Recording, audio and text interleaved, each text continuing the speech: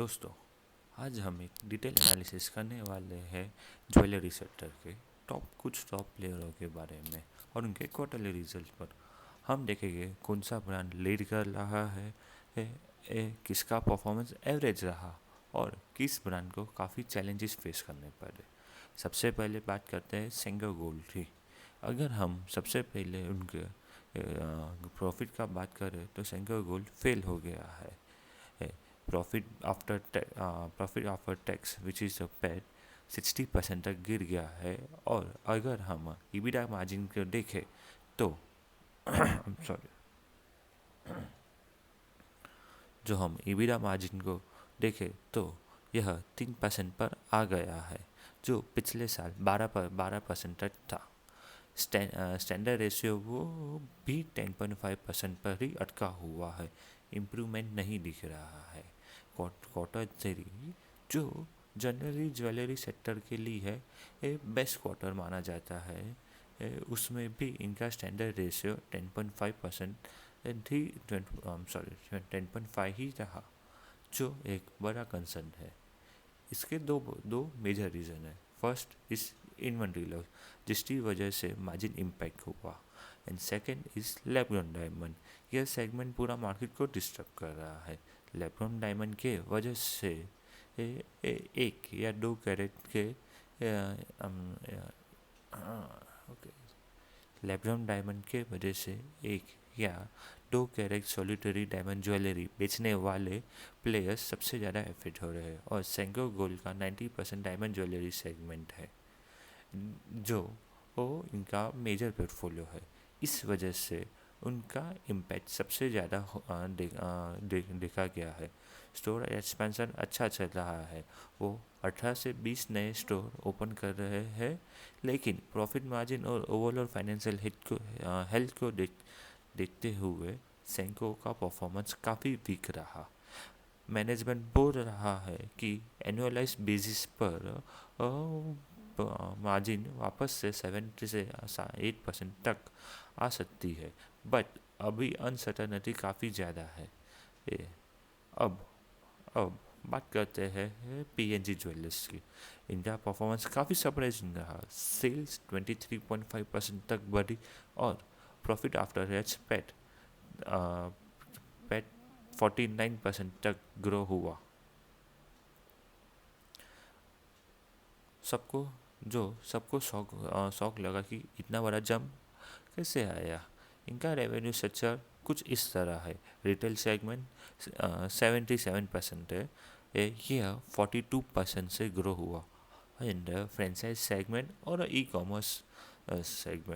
Commerce जो और यह दोनों 87 और 100% तक ग्रो हुए हैं। यह ग्रोथ अमेजोन, फ्लिपकार्ट जैसे प्लेटफॉर्म और इनके खुद के वेबसाइट से आई है।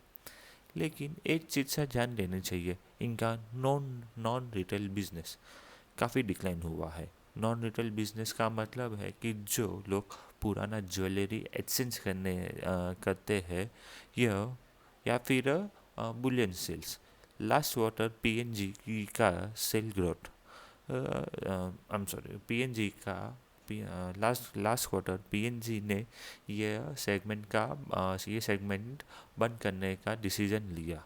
इस वजह से ओवरऑल कंसोलिडेटेड ग्रोथ 23.5 पे ही रुक गई। अगर ये सेगमेंट चालू रहता तो शायद से ग्रोथ और ज़्यादा होती।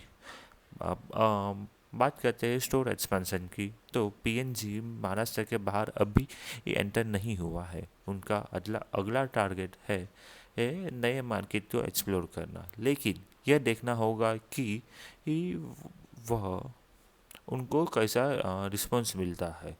पहले पहले तो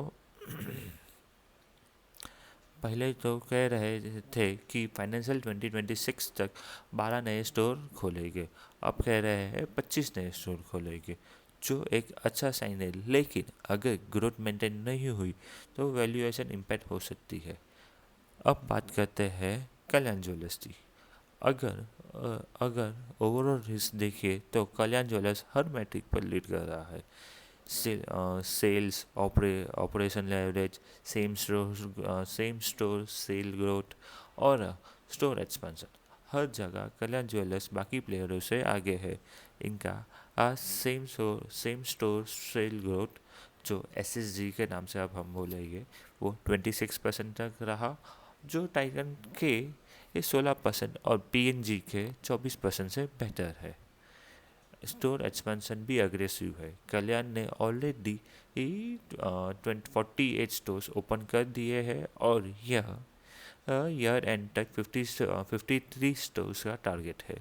कल्याण का में नॉन साउथ मार्केट का कंट्रीब्यूशन बहुत ज़्यादा है, मतलब जी सिर्फ साउथ इंडिया पे डिपेंड नहीं है, नॉर्थ इंडिया और मिडल ईस्ट में भी स्ट्रॉन्ग प्रेजेंस बना रहा है। यह एक स्ट्रॉन्ग इंडिकेटर है ब्रांड एब्सेंटेंस का। अब बात करते हैं कल्याण ज्वेलर्स पे। कल्याण ज्वेलर्स का भी परफॉर्मेंस अच्छा रहा, लेकिन कल्याण और PNG के सॉरी, अब बात करते हैं टाइटन ज्वेलर्स से। तो टाइटन ज्वेलर्स का भी परफॉर्मेंस अच्छा रहा, लेकिन कल्याण और PNG के कंपैरिजन में टाइटन का ग्रोथ थोड़ा स्लो था।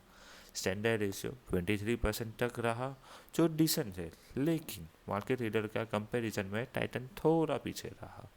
अगर हम फाइनल रेटिंग को देखें तो कल्याण ज्वेलर्स बेस्ट परफॉर्मेंस, सबसे अग्रेसिव ग्रोथ और स्टोर ग्रोथ और expansion. Titan jewellers strong brand value और स्टेबिलिटी। PNG ज्वेलर्स अच्छा ग्रोथ का, लेकिन हाई एक्सपेक्टेशन को मीट नहीं कर पा रहा। और Sengar gold worst performance, lab grown diamond से सबसे ज़्यादा इम्पैक्ट हुआ है उसे। तो दोस्तों, यह एक डिटेल एनालिसिस ज्वेलरी सेक्टर का था। डिमांड अभी भी स्ट्रांग है, लेकिन इंडस्ट्री काफ़ी रैपिडली चेंज हो रही है। अगले पार्ट में हम DP अब आभूषण और आशापुरी ज्वेलर्स का एनालिसिस करेंगे।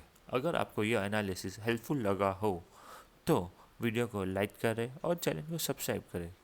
क्या कि और चाहिए आपको, और मिलते हैं आपको नेक्स्ट वीडियो में। और बिफोर गोइंग मैं आपको एक अनाउंसमेंट करना चाहता हूँ। हम हर वीकेंड पे यूएस से एक स्टॉक के बारे में डिस्कस करेंगे, आइदर ऑन सैटरडे और संडे, एंड वीक डेज भी कभी कभी करेंगे, पर मेजरली हम वीकेंड्स पे यूएस स्टॉक पर्टिकुलरली कंपनी का एनालिसिस करेंगे, business analysis basically. Okay, and week days पे भी हम मिलते रहेंगे, बट मेजरली हम यूएस मार्केट का वीकेंड्स पे ही एनालिसिस करेंगे। सो आपको अच्छा लगे और हो तो प्लीज़ मेंशन इन कमेंट कि आपको कौन सा कंपनी का एनालिसिस कराना चाहते हैं। Thank you.